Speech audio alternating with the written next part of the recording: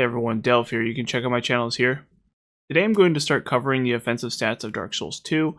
Naturally, I'm going to start with Strength. Overall, I think Strength is a great stat, but it's not exactly the same slam dunk as it was in the original Dark Souls. So we'll start with the upsides. The most obvious one is that Strength gives you access to bigger, heavier weapons. This has some obvious upsides, as bigger weapons tend to mean bigger attack range, wider attack arcs, and a higher propensity to stagger enemies or even knock them down. All taken together, this means that some strength weapons have unparalleled ability to control enemies while dealing damage to them. Now, this doesn't do that much against most bosses, since they can't usually be staggered. But that's okay, since these bigger weapons also tend to hit bosses harder, and this is especially true when considering another of Strength's advantages, that being good access to the strike damage type, such as from clubs and maces. Strike is probably not the best damage type in Dark Souls 2, even for physical attacks, but it is a solidly efficient damage type against the majority of enemies and bosses. Sadly, there are some bosses which are quite resistant to strike damage. Fortunately, Strength also has good access to other physical damage types, Slash and Pierce, meaning that you actually end up with a more diverse range of damage types than any other stat in the entire game. Lastly, you of course have access to the best shields in the game, which tend to have high strength requirements. As a general rule, blocking tends to be a suboptimal way to approach most of the game's enemies, but it's still a tool in the toolbox that can help in some niche scenarios, so I'll list it as an advantage. Another thing to mention, which does not directly tie into the stat itself, is in fact that consumable weapons are generally better. Items like throwing knives and poison throwing knives are actually quite effective, meaning that a strength character has access to a passable ranged attack, including the ability to poison enemies from a range. This is quite nice, because it means you can circumnavigate the dexterity requirements that most bows have merely by using throwing knives instead. So that's a huge boon for strength. Now of course there are some downsides as well. Easily the biggest downside is the tendency for big heavy weapons to miss if your movement stick is pointed in the wrong direction. I mentioned this in the review, and it's something that will 100% cause you to miss attacks, especially in high stress scenarios, and against thinner enemies such as humanoids. This has two effects. The first is that it encourages you to use weapons with movesets that help mitigate this disadvantage, generally weapons with weird or wide hitboxes, and it also encourages you to engage in good planning and to use choke points. You must also be prepared for the fact that this could get you killed. It is all but inevitable that you will at some point miss an attack owing to this mechanic. So this is a pretty big downside. The next downside is that a lot of strength weapons are actually kind of bad, especially when coupled with the first downside. Extremely high weight, low durability, high stat requirements, slow attack speed, and poor attack range are all common issues with strength weapons, and oftentimes a strength weapon has several of these problems at once. As far as I can tell, you actually have a surprisingly narrow range of options as far as weapons go, despite the fact the game actually has quite a few strength weapons. That is assuming, of course, that you want a weapon that's easy to use and deals plenty of damage. The last downside similarly ties into the types of weapons you have access to, because strength specializes in bigger weapons that swing slower. Unfortunately, the overall level design of Dark Souls 2 often doesn't favor this, as you'll often be mobbed by hordes of enemies. Even the bosses tend to punish these slower weapons, as some bosses have rather short windows in which you can attack them back. This is exacerbated by the tendency for bosses to have multiple hit combos, which means you'll want extra stamina for rolls, and so big huge weapons which consume a lot of stamina become a lot less attractive as an option. All of this is to say that strength weapons have highly noticeable downsides.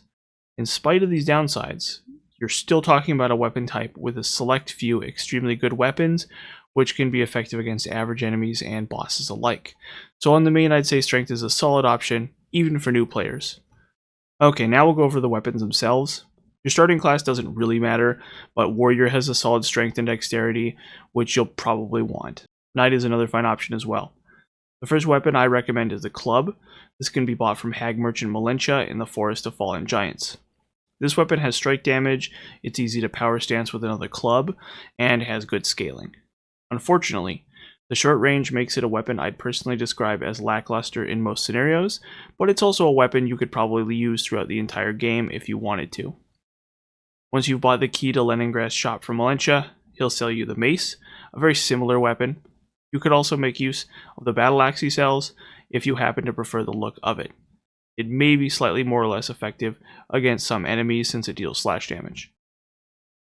At this point, Getting your weapons to at least +2 is a good idea and should be fairly easy since Leningrast sells Titanite shards. You can power stance at this point, but I wouldn't recommend upgrading your offhand weapon unless you intend to use it later. Upgrading and upgrade materials are generally a lot easier to deal with in Dark Souls, so I won't mention them much unless I think it's somehow especially relevant to the weapon. Both the shards and the large shards can be bought from merchants, but it's still a good idea to save your Titanite chunks for a weapon you're really committed to using, at least in the short term. More so because many strength weapons are kind of bad, so you better make sure the weapons you're upgrading are worth it. The next main item can be found in Hyde's Tower of Flame, and that's the Great Shield, which can be found in a chest after beating the old Dragon Slayer. The strength requirement is a whopping 30, which is quite high. However, it can be used to comfortably block many upcoming enemies, including the next 4 or so bosses. And it's a great tool to cover the range weakness of the club or mace, especially in No Man's Wharf. Speaking of No Man's Wharf, on the top level, in the House Full of Dark Dwellers, is a chest containing the Greatsword, a solid strength weapon. Its main claim to fame is its long range and really generous hitboxes, which can hit enemies even when you'd otherwise miss. It also has a wide sweeping attack, and it's great for stun locking enemies, since the attacks chain fluidly into each other. It does have some downsides though, mainly that it has a weight of 22, which is quite heavy. This makes it difficult to power stance and wield with a shield. It also deals slash damage, and in practice there's a lot of enemies it won't actually be able to stagger. So not the best strength weapon in the game, at least in my opinion, but it is a solid weapon, and can be used to great effect against enemies vulnerable to slash damage. When you reach the Lost Bastille, the first thing to note is finding Macduff the Blacksmith. He sells large Titanite shards. This can be done by rolling the barrel down the stairs and blowing open the hole in the wall. The next weapon is the large club, which can be found in the room below the bonfire after the Ruined Sentinel's boss. This is personally one of my favorite weapons in the game for a wide variety of reasons. It only has a weight of 12, and it has wide sweeping attacks, and it does strike damage. But the most significant thing about this weapon is its ability to knock enemies down with the two-handed R2. Knockdown being extremely powerful and crucial, since not all enemies can be staggered easily, but a surprising number of enemies can be knocked down. This is an extremely consistent and efficient way to deal with the majority of enemies in the game, and it's why this weapon is easily one of the best strength weapons in my opinion. It also does solid damage per swing, meaning that it can be used against normal enemies, and can also be used against bosses for its pure damage as well. Cannot recommend this weapon enough. I also recommend upgrading it as much as possible. In the nearby Belfry Luna is the Belfry Gargoyles boss. A couple things to note against this boss.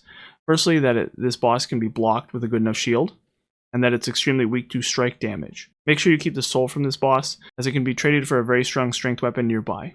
That weapon being the Gargoyle's Bident, which can be obtained by trading the Belfry's Gargoyle soul with Strade of Olaphis. Strade being the petrified statue near the entrance to Sinner's Rise. Now, finding a fragrant branch of yore to unpetrify Strade is something that can be done quite early. However, boss weapons, including the Gargoyle's Bident, can only be upgraded with petrified dragon bones, which cannot be obtained in large quantities until the second half of the game. So I can't necessarily recommend the Gargoyle's Bident until then. With that being said, this is one of the best strength weapons of the game. It has pierce damage, making it a solid option against any enemy or boss resistant to strike damage. Not to mention its decent range as a spear. Highly recommend this weapon as a backup weapon in any situation where you need a faster weapon, such as against the troublesome Dark Lurker boss. Note that it has a dexterity requirement of 15, and that of course makes it harder to power stance, so I don't recommend that. Although you could easily do so with an S-Stock, or with another Gargoyle's Bident, which could be obtained by burning a bonfire ascetic at the Belfry Luna bonfire, and then fighting the boss again. Before we move on, I also want to mention that the Lost Sinner is maybe the last boss in the game that's efficient to block. Although past this point I kind of stopped trying. Maybe some of the DLC bosses can be blocked efficiently, so if you're struggling with them, that's something you could try. But as a rule, I say it's not efficient to block the rest of the game's bosses. They tend to just drain your stamina and guard break you. Even against ordinary enemies, it's usually more efficient to two-hand your weapons, so you can knock them down or kill them in one attack. The main exception is in Shulva's Sanctum City, which has a lot of enemies which can easily be blocked, and some of which cannot be staggered or even knocked down. Speaking of shields, the best shield in the game can be obtained in the Gutter, after obtaining the Forgotten Key from Black Gulch. This is the Havel's Great Shield, and while the shield has unparalleled stability and good defenses across the board, I'm still unsure of how useful it really is in the majority of scenarios. Suffice it to say, you can do without this shield, although it may be a decent solution to some annoying enemies like this mace guy in Archdragon Peak. Okay, back to the weapons. The large club is a great option for most of the game. The next weapon we're talking about is the great club, which can be found at the bottom of the gutter. This is essentially identical to the large club, except that it has a weight of 15 as opposed to 12. Its stat requirements are nice and low too, so it can be power stance easily with the large club, which I think is a solid option to get more DPS out of these weapons. Again, another extremely good weapon. Unfortunately, that's basically all of the best strength weapons in the game. It's not a long list. I've tried several others, including the Germ Axe and the King Ultra Greatsword, and I found them to have worse movesets and damage than the other weapons. There are probably some interesting strength weapons out there, but you'll likely have to contend with things like high dexterity requirements and or extremely high weight and or stat requirements, making them kind of underwhelming when compared to the large club or the great club. Or that's what I would say, but there's actually one more weapon I'd like to highlight, that being the Chariot Lance, which can be obtained by trading the Executioner Chariot's boss soul to Strait of Olaphis. Lance weapons have a slower swing speed than spears, but the R2 on this weapon can consistently knock down humanoid enemies, and it scales great with strength. The main downside is that it has a dexterity requirement of 18, making it impractical to wield or power stance, at least compared to the large club or great club. Additionally, you have to upgrade it with Petrified Dragon Bones, which means choosing between it or the Gargoyle's Bident, at least in the short run.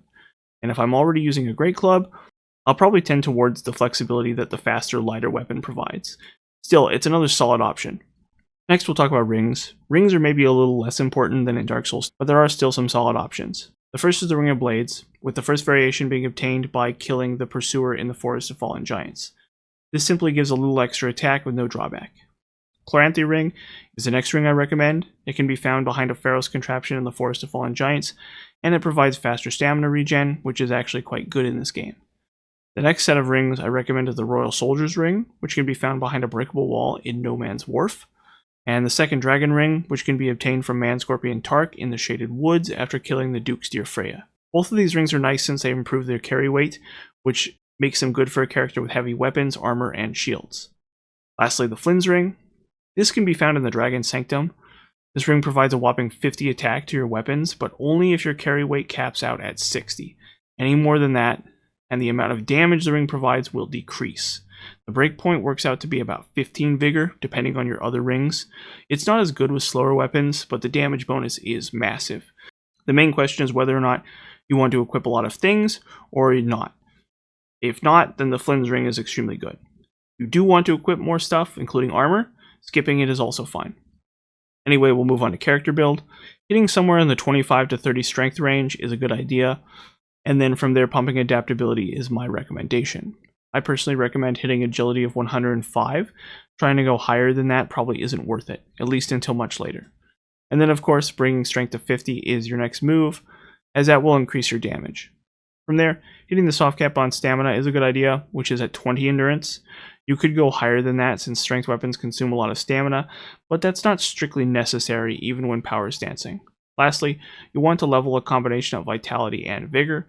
The first increases your health, the second increases your ability to equip more weapons and stronger armor. I don't really recommend maxing one or the other first, although you want to be conscious of how much vigor you'll need to be able to roll with whatever weapons and armor you want to use.